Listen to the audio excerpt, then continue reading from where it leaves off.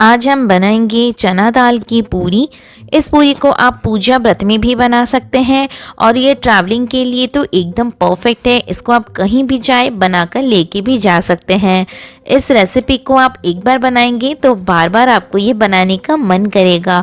बहुत ही tasty recipe है और बहुत ही बढ़िया लगता है। इसको आप खाली भी खा सकते हैं या फिर आप इसको सब्जी के साथ भी सर्व कर सकते हैं। तो बिना देरी किए आइए ये मज़ेदार टेस्टी पूरी बनाना हम शुरू करते हैं। आज की रेसिपी एंड तक ज़रूर देखें। अगर आपको रेसिपी अच्छी लगी हो देन इसको लाइक शेयर एंड मेरे चैनल को सब्सक्राइब करना ना भूलें। तो चलिए आज की रेसिपी शुरू करते हैं। चना दाल की पूरी बनाने के लिए मैंने यहाँ पे 1 कप चना दाल को धोकर 5 से 6 घंटे भिगोकर रख दिया था। अगर आपको जल्दी है तो आप इसको 2 घंटे के लिए गर्म पानी में भिगोकर रख के यूज़ कर सकते हैं। तो सारा पानी मैंने इसका निकाल दिया है। अब एक मिक्सी जार में हम सारा चना दाल को इसमें ट्रांसफ़र कर लेंगे और इसमें हम डालेंगे 1 इंच अदरक का टुकड़ा और 2 हरी मिर्च, थोड़ा सा नमक डालेंगे और आधा छोटा चम्मच हल्दी डालकर आधा कप मैं यहाँ पे पानी ऐड कर रही हूँ और इसका एक फ़ाइन पेस्ट बनाकर तैयार कर लेंगे। तो आप देख सकते हैं यहाँ पे स्मूथ पेस्ट बनकर एकदम तैयार है। मैंने थोड़ा थोड़ा पानी डालकर इसका एकदम फ़ाइन पेस्ट बना लिया है। अब एक कढ़ाई लेंगे, इसमें डालेंगे 2 बड़े चम्मच तेल। तेल को अच्छे से गर्म होने देंगे। जैसे तेल अच्छे से गर्म हो जाएगा इसमें हम डालेंगे 1 चुटकी हींग और इसी में हम सारा जो पेस्ट है उसको हम यहाँ पे ऐड कर देंगे। इस पेस्ट को ऐड करने के बाद इसी जार में थोड़ा सा पानी डालकर इसको धोकर इसी में डाल देंगे। बिल्कुल भी टेंशन ना ले, ये एकदम स्टफिंग जब बन जाएगा एकदम गाढ़ा बन जाएगा तो आपको यहाँ पे गैस का जो फ्लेम है वो लो टू मीडियम पे ही रखना है और इसको लगातार चलाते हुए भून लेना है। इस स्टफिंग को बनाने में 5 से 10 मिनट ही लगते हैं और ये स्टफिंग आप बनाकर 1 हफ्ते तक आराम से फ्रिज में स्टोर कर सकते हैं और जब आपका मन हो तब आप ये पूरियां बनाकर तैयार कर सकते हैं। इस पूरी को आप पूजा व्रत में भी बना सकते हैं। बिल्कुल यहाँ पे कोई प्याज लहसुन का यूज़ नहीं होता है। तो आप देख सकते हैं यहाँ पे थोड़ी देर में ये जो मसाला है, ये जो स्टफिंग है, ये धीरे धीरे बनना शुरू हो गया है, कढ़ाई छोड़ना शुरू हो गया है। बस आप ये कोशिश करें कि यहाँ पे आप सिर्फ नॉनस्टिक कढ़ाई का ही यूज़ करें। तो उससे क्या होता है, वेस्टेज कम होता है और मसाला अच्छे से भुन भी जाता है। तो ये देखिए मसाला एकदम तैयार हो गया है। बस और 2 से 3 मिनट लगेंगे, ये पूरा रेडी होके तैयार हो जाएगा। और ये लीजिए, देखिए स्टफिंग एकदम ड्राई हो गया है। जितना इसका मॉइस्चर था वो एकदम से ख़त्म हो गया है। तो बिल्कुल आपको इसी तरह से ये जो स्टफिंग है बिल्कुल बनाकर तैयार कर लेना है। एक बार ये स्टफिंग तैयार हो जाए इसमें हम डालेंगे थोड़ी सी कसूरी मेथी।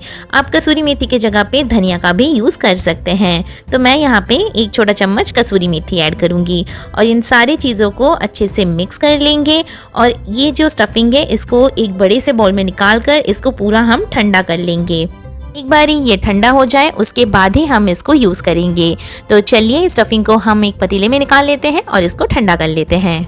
अब एक बोल में हम डालेंगे 1.5 कप मैदा। आप इसको चाहे तो मैदे से बनाएं या फिर आटे से भी बना सकते हैं। थोड़े से नमक ऐड करेंगे और 1 चम्मच यहाँ पे हम तेल डालेंगे। अब इन सारी चीज़ों को अच्छे से एक बारी मिक्स कर लें। फिर इसमें हम धीरे धीरे पानी डालकर इसका एक सॉफ्ट डो बनाकर तैयार कर लेंगे।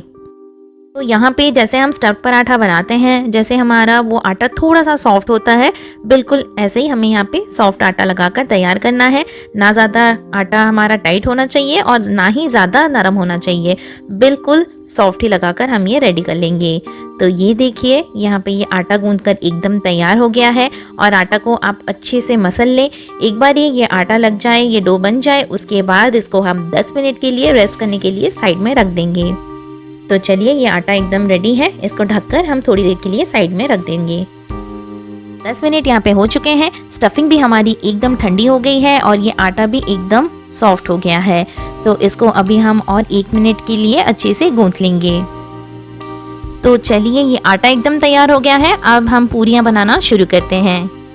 सबसे पहले हम इस आटे से छोटे छोटे लोइयाँ तोड़ लेंगे और यहाँ पे लोइयाँ जो है वो मीडियम साइज़ के हम तोड़ेंगे। ट्रेडिशनली ये जो पूरी होती है ये नॉर्मल पूरी से थोड़ी सी बड़ी बनती है, तो इसलिए लोई जो है थोड़ा सा हम बड़ा रखेंगे। थोड़ा सा आटा यहाँ पे हम छिड़केंगे और इस आटे से अच्छे से इसको कोट कर लेंगे और दोनों हाथों से इसको एक कटोरी का शेप देंगे। तो 2 अंगूठे को हम बीच में रखेंगे और 4 उंगली को बाहर रख के इसको एक ही डायरेक्शन में ऐसे घुमाएंगे। तो ये देखिए बिल्कुल ऐसे ही कटोरी हम बना लेंगे और अब इसमें हम 2 से 3 बड़े चम्मच ये स्टफिंग भरेंगे। आपको यहाँ पे जितना भी बड़ा पूरी चाहिए आप बना सकते हैं। ये थोड़ा बड़ा बनता है इसीलिए मैं ऐसे बना रही हूँ। और अभी हम किनारों को सेंटर में लाते हुए इसको ऐसे स्टफ कर लेंगे बिल्कुल। और जो एक्स्ट्रा आटा हमारा बचेगा उसको हम निकाल देंगे और अच्छे से इसको हम अभी सील कर देंगे। और अब इसको हम बेलेंगे। तो बेलने से पहले हम थोड़ा सा आटा लगाएंगे और इसको पहले हाथों के हेल्प से एक बारी प्रेस कर देंगे। इससे आपकी जो स्टफिंग होती है वो चारों तरफ अच्छे से इक्वली डिवाइड हो जाता है। तो इसीलिए आपको हाथों से पहले इसको प्रेस करना है और एकदम हल्के हाथों से इसको बेल लेना है। तो ज़्यादा हमें नहीं बेलना है, बस थोड़ा सा ही हम इसको बेल लेंगे। और यहाँ पे आपको बिल्कुल भी टेंशन लेने की ज़रूरत नहीं है, ये बिल्कुल भी नहीं फटेगा। तो ये आप देख सकते हैं मैंने इसको हर साइड से अच्छे से बेल लिया है और ये हमारी नॉर्मल पूरी से थोड़ी सी बड़ी ही बनती है। तो इसको मैंने एकदम परफेक्ट बना लिया है।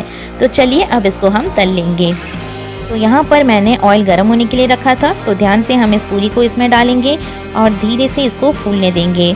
तो पूरी जब हम इसमें डालेंगे तो ऑयल आपका लो टू मीडियम फ्लेम पे ही होना चाहिए। ध्यान रहे पूरी का जो आटा है वो थिक है, तो इसको हमें हाई फ्लेम पे बिल्कुल भी फ्राई नहीं करना है वरना ये अंदर से कच्चा रह जाएगा। तो धीमी आंच पे आप इसको ऐसे तल लें। जब ये एक तरफ से गोल्डन हो जाएगा फिर हम इसको दूसरे साइड तरफ से पलट कर भी गोल्डन कर लेंगे। तो आप यहाँ पे देख सकते हैं ये साइड एकदम से गोल्डन हो गया है नीचे से और ये देखिए पूरी भी बढ़िया से यहाँ पे फूल चुकी है। तो ऐसे ही हम नीचे के साइड से भी इसको गोल्डन कर कर तैयार कर लेंगे। बिल्कुल ऐसे ही हमें सारे पूरियाँ तलकर फ्राई करके रेडी कर लेना है। तो ये पूरी हमारा बनकर तैयार हो गया है। तो चलिए अब इसको हम निकाल लेंगे। बस पूरी डालते टाइम आपको ये ध्यान रखना है कि पूरी आपको साइड से धीरे से ही डालना है और गैस की जो फ्लेम है वो लो टू मीडियम पे ही रखना है और बीच बीच में आपको दोनों साइड से पलटकर इसको अच्छे से सेक लेना है। ये पूरी आप जब फ्राई करते हैं तो आपको ये पूरी थोड़ी सी हार्ड दिख रही होगी, बट यकीन मानिए ये थोड़ी देर के बाद एकदम सॉफ्ट हो जाता है और खाने में ये बहुत ही मज़ेदार बनता है। तो ये लीजिए ये पूरी भी बनकर तैयार हो गया है। बिल्कुल ऐसे ही हम सारे पूरियाँ तलकर रेडी कर लेंगे। तो ये गर्मा गर्म चने का पूरी बनकर एकदम तैयार है। मैं इसको आलू की सब्जी के साथ सर्व कर रही हूँ। आप इसको बिना किसी सब्जी के भी आप इसको खा सकते हैं और मैं इसको तोड़कर आपको दिखाती हूँ और आप ये देख सकते हैं फीलिंग एकदम अंदर तक इक्वली डिवाइड हुआ है। तो इसको आप ट्रैवलिंग पे भी लेके जा सकते हैं। तो इसको आप ट्राई ज़रूर करें और मेरे साथ अपने एक्सपीरियंस ज़रूर शेयर करें। आई होप आपको आज की रेसिपी अच्छी लगी है। अगर आपको आज का वीडियो अच्छा लगा है तो इसको लाइक एंड शेयर करना ना भूलें और मेरे चैनल को सब्सक्राइब जरूर करें। साइड में दिए गए बेल आइकन को भी जरूर से प्रेस करें ताकि मेरी न्यू वीडियोस की नोटिफिकेशन आप तक तुरंत पहुंच सके। फिर मिलेंगे न्यू रेसिपी के साथ नेक्स्ट वीडियो में। Till then take care, bye bye.